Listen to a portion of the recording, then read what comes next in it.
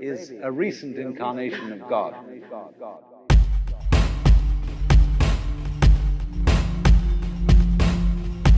You get a baby. What's the fundamental first game you play with a baby? You put a book in front of your face and you peek at the baby like this. The baby starts giggling. Boo! Boo!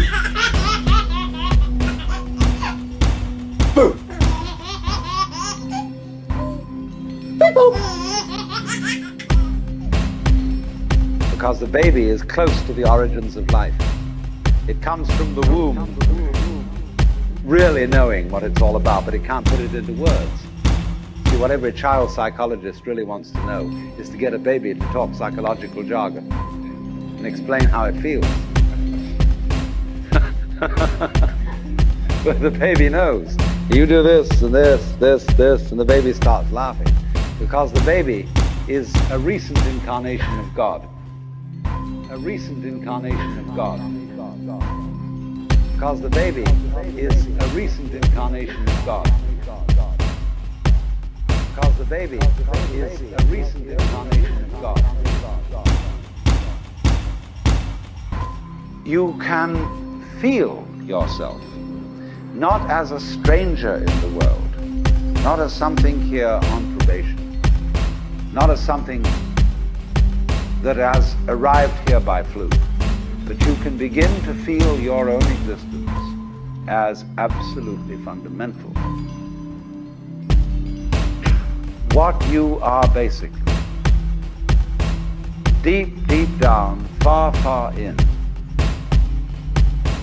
is simply the fabric and structure of existence itself. The fabric and structure of existence itself. The fabric and structure of existence itself. Man's emotions mature under some type of impact of sublimity.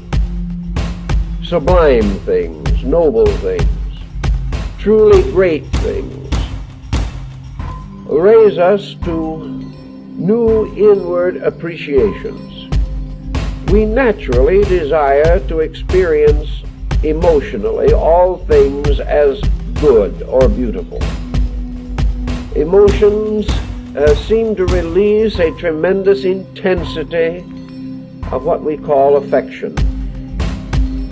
But all in all, it is only a phase of man's own life waking up inside of him and looking out through the sensory instruments into some kind of a world. This world is going to be experienced emotionally only in terms of beauty or deformity, of pain or pleasure, happiness or misery. Everything is going to be in terms of impacts, which the individual attempts to face by the impulses emerging from his own nature. Where emotion does not support mind, and where mind cannot clarify emotion, we begin to develop an intense conflict within the person himself. We discover that he has not the courage to defend his better thoughts. He does not have the mental integration to support constructive emotional resolution. And finally, the tendency seems to be for mind to support the worst part of emotion, and emotion to interfere with the best part of thinking. Out of this combination, we have a very insecure individual. No pattern that he develops for his own moral or ethical growth can stand emotional pressures from within himself. The pattern breaks down because there is no coordination within the person. We can give him the skills necessary to become a self-sustaining citizen. We can also provide him with the abilities to improve himself economically and to advance in a career. But we cannot provide this individual with emotional stability. We cannot prevent him from ruining his own life. Cannot prevent him from ruining his own life. Simply because he does not know how to use the emotional factors within himself.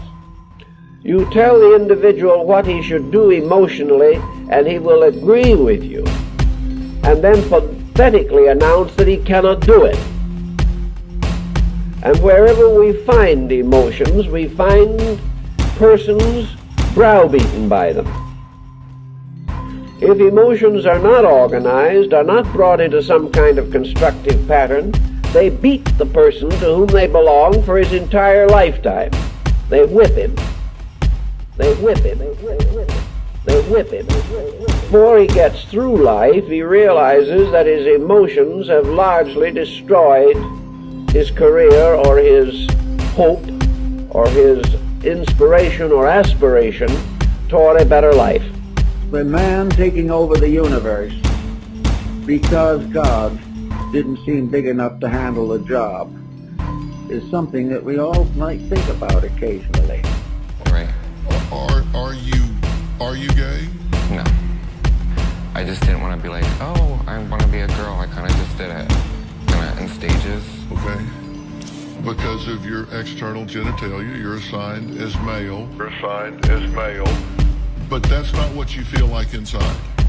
And you never have. Mm-mm. Right, even as early as 4 or 5? When I was little, I just thought I was a girl. The power of the abyss is loosened upon us. The power of the abyss is loosened upon us. Man only comes into trouble when he does it wrong. As long as he is right, he doesn't know there are any laws. Because by keeping them perfectly, everything is serene and well balanced.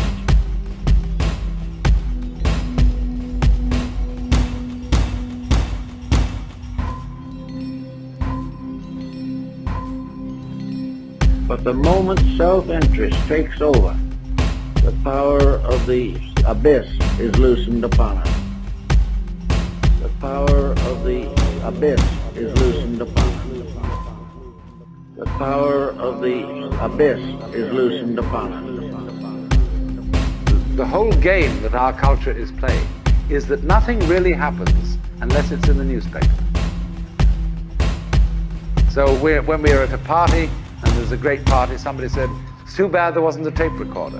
And so our children begin to feel that they don't exist authentically unless they get their names in the papers. And the fastest way of getting your name in the papers is to commit a crime. The power of the abyss is loosened upon us.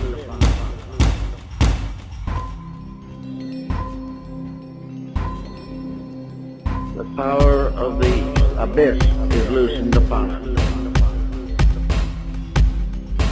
The purpose of your life is not going to be happiness. Sometimes it is. Sometimes that will come. But there will be difficult periods in your life, and happiness won't suffice then. But what you can have in your life is an adventure. You can have an adventure. And the truth is the best adventure. There's no doubt about that. And there's a couple of reasons for that. One is, you don't know what's going to happen if you say what you think. Now, I don't mean incautiously, and I don't mean provocatively or any more than necessary. You don't know what's going to happen. So that's very adventurous. But also, if it's you and your voice, then it's your adventure. And if it isn't, like if you're crafting your speech or manipulating in any way, or parroting or abiding by the dictates of the crowd, then I don't know whose adventure you're having, but it's not yours. The truth is the best adventure. And the truth is the best adventure. There's no doubt about that.